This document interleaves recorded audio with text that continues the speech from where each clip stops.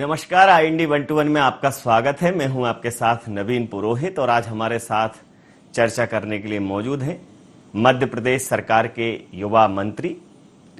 मध्य प्रदेश में चिकित्सा शिक्षा जैसा महत्वपूर्ण प्रभार उनके पास है। साथ में भोपाल गैस राहत एवं त्रासदी और पुनर्वास का भी विभाग उनके पास है। तो जिस प्रकार से मध्य प्रदेश के मुखिया शिवराज जी ने उन पर भरोसा जताया, यह पहली बार नहीं है। पहले भी वो सहकारिता मंत्री के तौर पर अपनी उपस्थिति दर्ज करा चुके हैं। हम सीधा रुख करेंगे विश्वास सारंग जी की ओर। विश्वास जी, आपका IND 24 में बहुत बहुत स्वागत है। जी धन्यवाद। विश्वास जी, क्या फॉर्मूला है कि नेतृत्व आप पर बड़ा विश्वास करता है और कहा भी है विश्वास फलम दायकम, विश्वास करते हैं तो फल मिलता है। तो निश्चित रूप से सरकार का एक महत्वपूर्ण विभाग आपके पास है और सरकार हमेशा मंत्रिमंडल में आपको शामिल करते हैं मुखिया। तो उसकी क्या वजह मानी जाती है, क्या मानना चाहिए, आप पर यह भरोसा क्यों जताती है सरकार? देखिए, सबसे बड़ी बात तो यह है कि भगवान की कृपा है और नेतृत्व का विश्वास है। उनके प्रति मैं कृतज्ञता ज्ञापित करता हूँ। जी, भोपाल गैस त्रासदी एवं राहत और पुनर्वास एक ऐसा मसला है जो सालों से चला आ रहा है। आज भी जो पीड़ित हैं उनको न्याय नहीं मिला है। क्योंकि आप जन सरोकार से सीधा ताल्लुक रखते हैं, जननायक हैं, जनप्रिय नेता हैं, जनता के बीच में आपकी उपस्थिति किसी से छिपी नहीं है। ये वो पीड़ा है जो बरसों से एक राहत का इंतजार कर रही है। तो क्या जनता ये विश्वास कर पाए कि इस बार आपके कार्यकाल में कुछ अभूतपूर्व होगा इस विषय में? देखिए नवीन जी, इसमें मुझे स्वीकार करने में कहीं कोई दिक्कत नहीं है कि जब गैस कांड हुआ था उस समय की सरकार ने वो कुछ नहीं किया जो करना अपेक्षित था। जी। गैस पीड़ितों के कल्याण के लिए, उनके पुनर्वास के लिए केवल विभाग बना देने से काम नहीं चलेगा। जी। उस समय की तत्कालीन सरकार केवल इस काम में लगी रही कि एंडरसन को कैसे भगाया जाए। उस समय की अर्जुन सिंह जी की सरकार राजीव गांधी के कहने पर केवल इस काम में लगी रही कि यूनियन कार्बाइड को कैसे बचाया जाए। उस समय अर्जुन सिंह की कांग्रेस की सरकार राजीव गांधी के कहने पर केवल इस काम में लगी रही कि किस तरह से कम पैसा यूनियन कार्बाइड से लिया जाए और वो गैस पीड़ितों में वितरित किया जाए। और कहा जाता है लम्हों ने खता की थी और सदियों ने सजा पाई। तो उस समय की जो गलतियां थी वो आज तक हम उसकी भरपाई नहीं कर पा रहे। आप इतना हास्यास्पद बात है कि कोर्ट में केस चलता है और मध्य प्रदेश सरकार उसमें कहीं होती ही नहीं है। जी। हमने माननीय मुख्यमंत्री शिवराज सिंह चौहान जी ने क्यूरेटिव पिटीशन लगाकर ये सुनिश्चित किया कि उस केस में हम भी इन्वॉल्व हों और हम इसकी लड़ाई लड़ रहे हैं। गैस पीड़ितों के कल्याण के लिए हमारा विभाग अब मुस्तैदी के साथ काम कर रहा है और मैंने तीनों एस्पेक्ट पर काम किया है। सबसे पहला है उनकी स्वास्थ्य की व्यवस्थाएं ठीक हो, दूसरा है उनका आर्थिक पक्ष ठीक हो और सबसे इम्पोर्टेंट है उनका सोशल रिहेबिलिटेशन, सामाजिक उत्थान हो। और इन तीनों इशू पर हम काम कर रहे हैं। हमारे सभी अस्पताल बहुत मुस्तैदी के साथ काम कर रहे हैं। नवीन जी, मैं कभी आपसे आग्रह करूंगा कि आप मेरे साथ गैस प्रभावित जो लोग हैं उनके इलाज के लिए जो हमारे अस्पताल हैं उसमें आप चलेंगे। हमारी सुव्यवस्थित व्यवस्था देख के आप बोलेंगे बहुत सारे हमारे वार्ड तो प्राइवेट हॉस्पिटल के वार्ड से ज़्यादा अच्छी स्थिति में है। उसके साथ हमने आर्थिक पुनर्वास के लिए अलग अलग कार्यक्रम चलाए हैं और सबसे महत्वपूर्ण बात है कि हमारे गैस पीड़ितों का सामाजिक उत्थान हो सके, इसके लिए भी हम समुचित व्यवस्था कर रहे हैं। और पिछले कार्यकाल में जब मेरे पास ये विभाग था तो मैंने इस बात को सुनिश्चित किया था कि इन सब की इस 30-40 साल की स्थिति में क्या परिवर्तन आया है, इसको लेकर हम काम करें। तो हम उस पर भी काम कर रहे हैं। बहुत बेहतर बात कही आपने। जो मुद्दे आपने कहा कि जिन 3 बिंदुओं पर आप काम कर रहे हैं, अगर वो अपने लक्ष्य तक पहुंचे तो निश्चित रूप से अभूतपूर्व परिवर्तन दिखेगा। और एक महत्वपूर्ण विभाग की बात कर लेता हूं। अगर देश में, प्रदेश में जो सबसे महत्वपूर्ण विषय हैं वो हैं शिक्षा, स्वास्थ्य और रोजगार। अगर अच्छा स्वास्थ्य चाहिए तो अच्छे चिकित्सक चाहिए, अच्छे ट्रेंड एक्सपर्ट्स चाहिए, मेडिकल एजुकेशन मध्य प्रदेश में बेहतर हो, मेडिकल एजुकेशन के क्षेत्र में और नए नए आयाम स्थापित करें। और ये बहुत बड़ी बात है पूरे विश्व में। अगर किसी भी शैक्षणिक बिंदु पर इस देश को गिना जाता है, इस देश का गौरव देखा जाता है, वो है मेडिकल एजुकेशन। अगर यूके और यूएस को छोड़ दें तो तीसरे नंबर पर इंडियन मेडिकल एजुकेशन आती है। मध्य प्रदेश में आपने बहुत मेडिकल कॉलेजेस का डेवलपमेंट किया है, तो उस पर जरूर जानना चाहूँगा एक समग्र प्रतिक्रिया कि मेडिकल एजुकेशन को उन्नत बनाने के लिए क्या कुछ नवाचार किए जा रहे हैं, क्या कुछ प्लानिंग है, क्या कुछ योजना है? नवीन जी, आपने बहुत अच्छी बात बोली। सभ्य समाज के विकास के लिए और उसके निर्माण के लिए दो ही सबसे महत्वपूर्ण पहलू हैं। एक है शिक्षा और दूसरा है स्वास्थ्य। स्वास्थ्य के माध्यम से हम स्वस्थ समाज का निर्माण करते हैं, तो शिक्षा के माध्यम से हम संस्कारी समाज का निर्माण करते हैं। किसी व्यक्ति को यदि किसी समाज का या किसी देश का नागरिक बनाना है तो उसको नागरिक बनाने की प्रक्रिया केवल शिक्षा से ही पूरी होती है, और यदि उस समाज को सुव्यवस्थित, सुसंगठित और आगे बढ़ने वाला समाज बनाना है तो उसमें स्वास्थ्य की बहुत ज़रूरत है। और देव योग से इन दोनों का मिश्रण ही मेरे डिपार्टमेंट का मूल आधार है।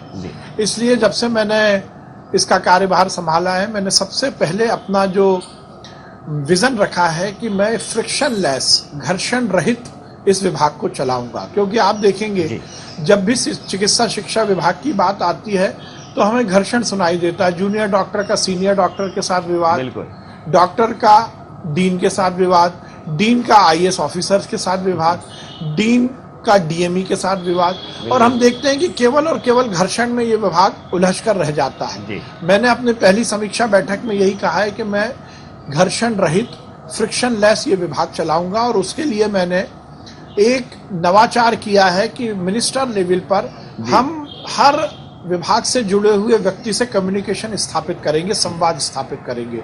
ये डिजिटल माध्यम से होगा।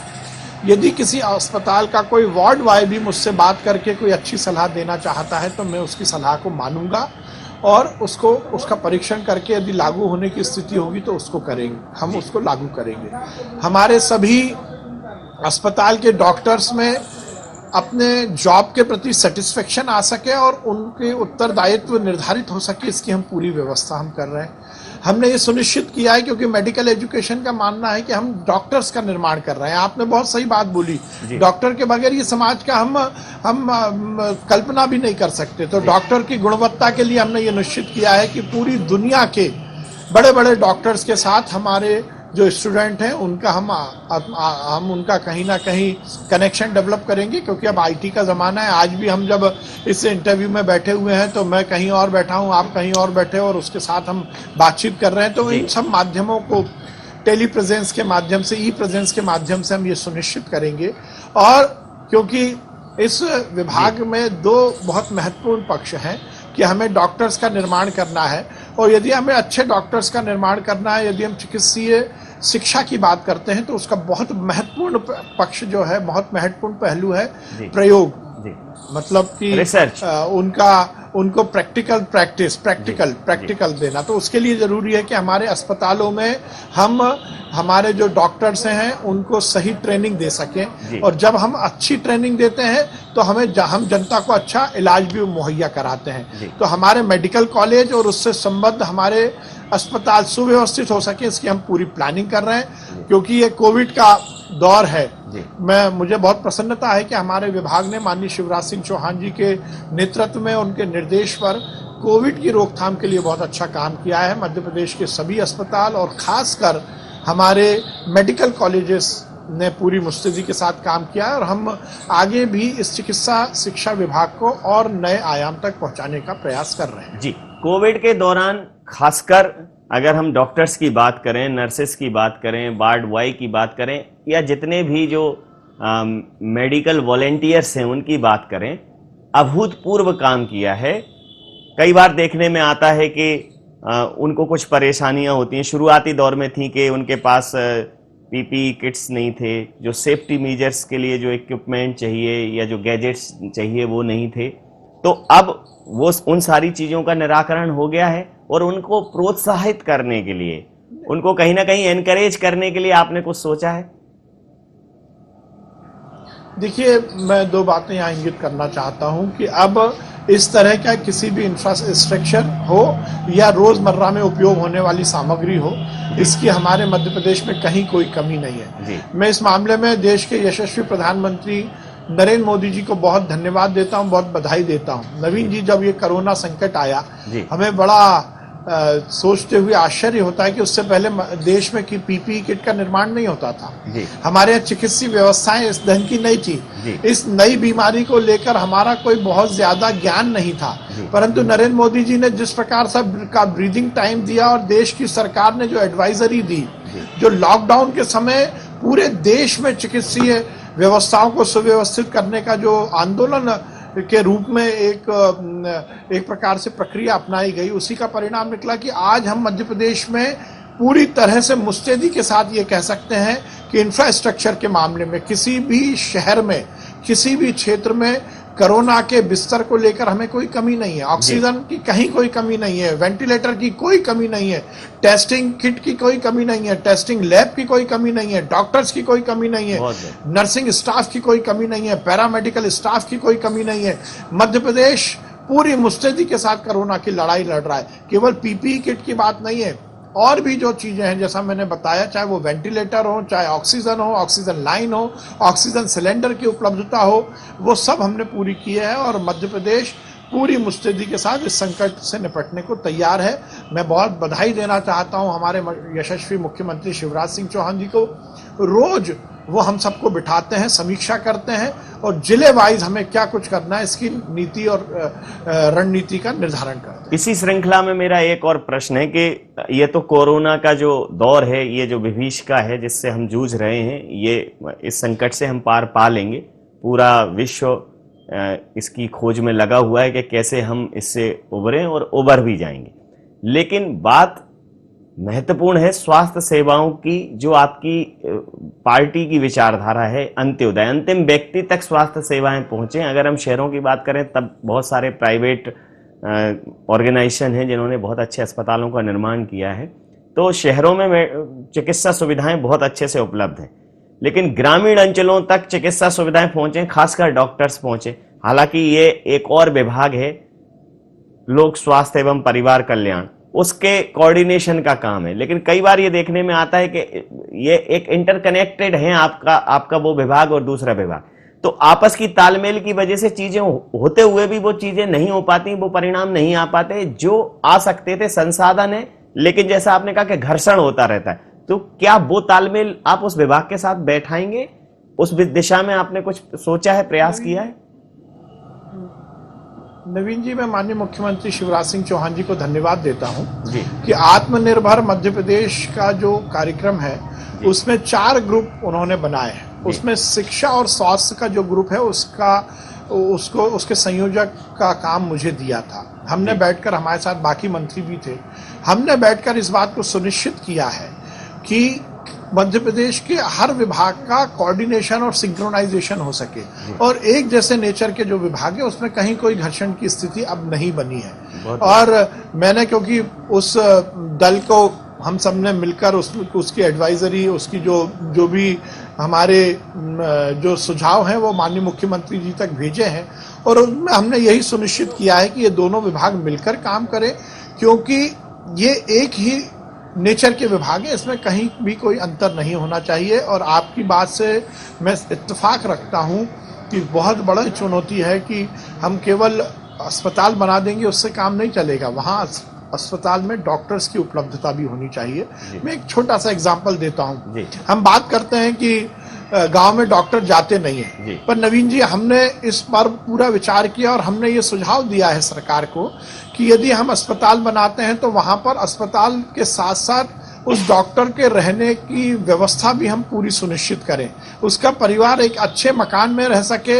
वहां पर जो मेडिकल कॉम्प्लेक्स बने उसमें अस्पताल में जो काम करने वाले, चाहे वो हॉस्पिटल में, चाहे डॉक्टर्स हो, चाहे पैरामेडिकल हो, चाहे नर्सिंग स्टाफ हो, उसकी पूरी व्यवस्था हो।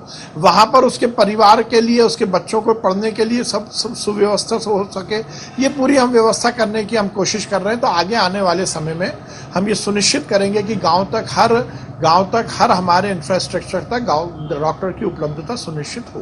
बहुत बढ़िया। मैं अब आपके विभागों से इतर मध्य प्रदेश के राजनीतिक परिदृश्य पर बात कर लेता हूं। अभी सत्ता का फाइनल बाकी है, आप लोगों को उपचुनावों में जाना है। कांग्रेस कह रही है कि भारतीय जनता पार्टी का जो वैचारिक संगठन है, संघ ने एक सर्वे कराया है, उसमें आपकी हालत बहुत खराब है और कांग्रेस को बड़ा प्रचंड बहुमत मिलने वाला है। हालांकि उस सर्वे का कोई प्रामाणिक आधार हमारे पास भी मौजूद नहीं है, लेकिन जो चर्चाएं हो रही हैं मैं उस आधार पर आपसे पूछ रहा हूं कि कांग्रेस को, हालांकि आपके ही सर्वे कांग्रेस ने नहीं कराया है, कांग्रेस को आपके ही सर्वे से प्रसन्नता हो रही है और कांग्रेस ये कह रही है कि अब आप मुंह की खाने वाले हैं, कुछ ही महीनों की सरकार है। सर नवीन जी, अब कौन से सर्वे की आप बात कर रहे हैं? आप तो खुद ने ही कहा कि प्रामाणिकता नहीं है और संघ कोई सर्वे नहीं कराता जी। और जहां तक आप कह रहे हैं कि कांग्रेस के नेता खुश हैं, तो गालिब ने कहा ही था कि दिल बहलाने को गालिब ये ख्याल अच्छा है जी। खुश होने दीजिए। 27 जिस दिन रिजल्ट आएगा उस दिन पता लगेगा कि सभी सीटें भाजपा जीतेगी नवीन जी, जी। प्रचंड बहुमत से जीतेगी। जी। 15 महीने में जो कुछ कमलनाथ जी और उनके मंत्रिमंडल के साथियों ने किया ये हम सबको मालूम है। मध्य प्रदेश को आईफा प्रदेश बनाने की कोशिश की, तो वो समय जब आपको कोरोना संकट की बैठक करनी थी तो आप जैकलिन फर्नांडिस के साथ गलबहियां कर रहे थे। जब आपको कोरोना की समीक्षा करनी थी तो आप आईफा अवार्ड आयोजित करने की कोशिश कर रहे थे। मध्य प्रदेश को भ्रष्टाचार का अड्डा बनाया था, किसान का कर्जा माफ नहीं किया, युवा को बेरोजगारी भत्ता नहीं दिया, महिला की स्थिति खराब, संबल योजना आपने बंद कर दी, पूरा प्रदेश में हाहाकार मचा दिया।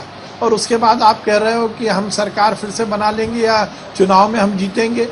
भारतीय जनता पार्टी की ये 2.5-3 महीने की सरकार में जनता ने फिर से ये विश्वास पाया है कि ये जनता के कल्याण की और विकास की सरकार है। और आपको मैं विश्वास दिलाता हूँ ये सरकार भी चलेगी और मध्य प्रदेश का विकास की जो गाड़ी है वो भी चलेगी। मध्य प्रदेश की राजनीति की रंगमंच के आप एक अहम किरदार हैं। भारतीय जनता पार्टी में तो कोई दो राय नहीं है। तो मैं आपसे पूछना चाहता हूं कि जो एक और राजनीतिक गलियारों में चर्चा है, बहुत आम है, कि जो लोग भारतीय जनता पार्टी में गए हैं ज्योतिरादित्य सिंधिया जी के साथ, उनको भारतीय जनता पार्टी ही डाइजेस्ट नहीं कर पा रही है। भारतीय जनता पार्टी के अंदर एक अंतर विरोध है और आपका वो अंतर विरोध ही उनकी हार का कारण बनेगा और उस वजह से ये सरकार ढह जाएगी। नहीं, कहीं भी ऐसा कोई अंतर विरोध नहीं है।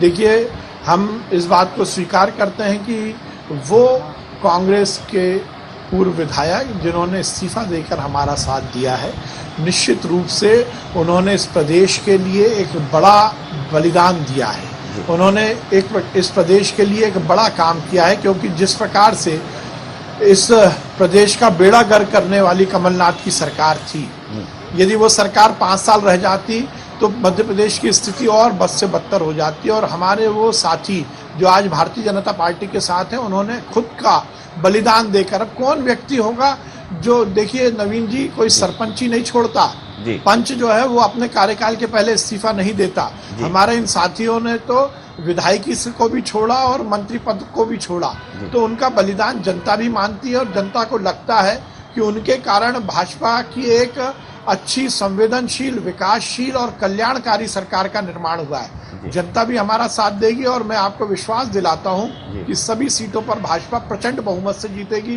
भारतीय जनता पार्टी का कार्यकर्ता विचार के लिए काम करता है, हम पद के लिए काम नहीं करते। हमारे लिए ये बहुत महत्वपूर्ण नहीं है कि पद पर कौन बैठेगा, हमारे लिए ये महत्वपूर्ण नहीं है कि चुनाव कौन लड़ेगा।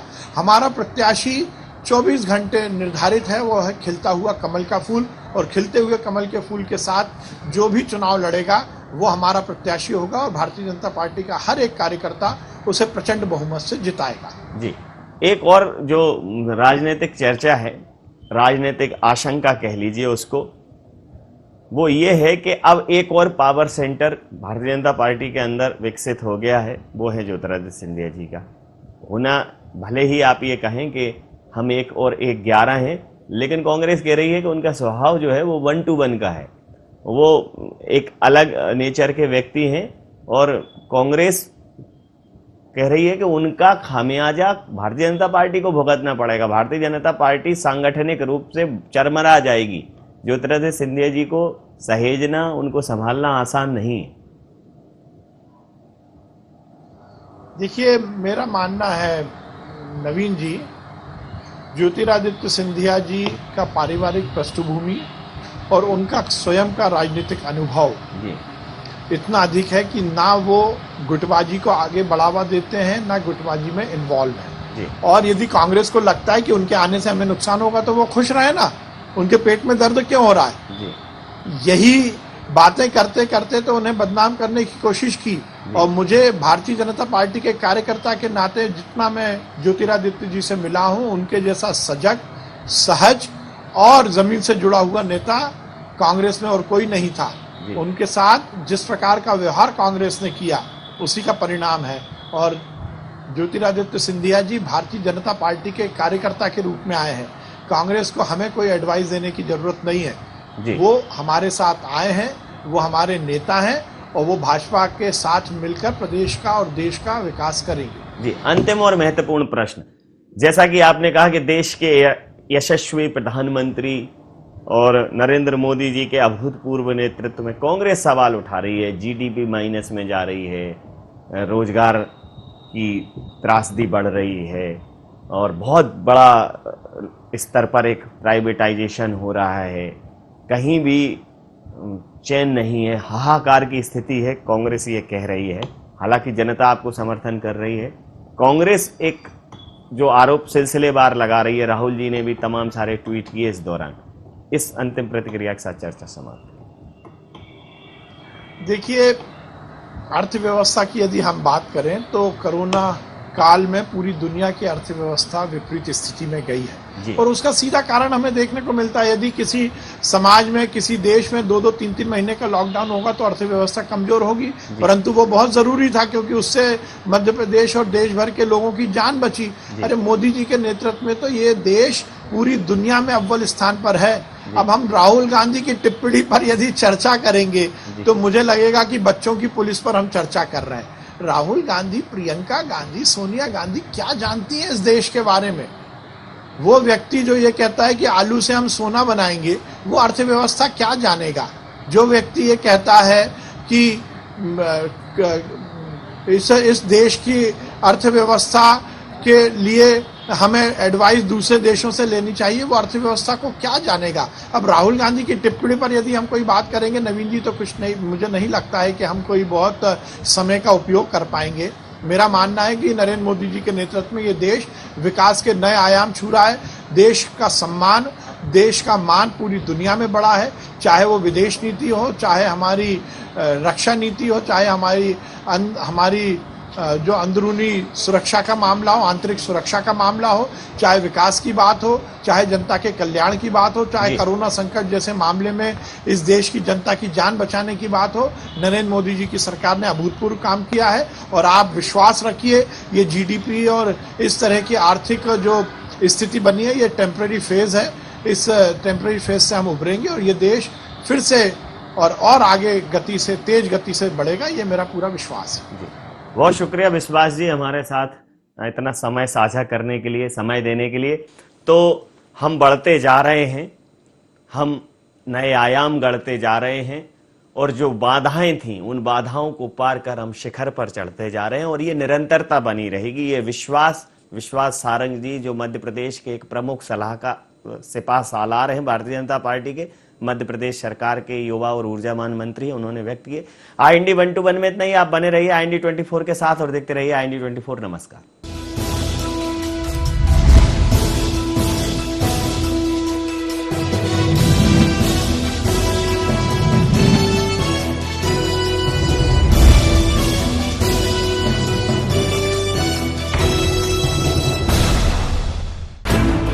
IND इम्पैक्ट सोमवार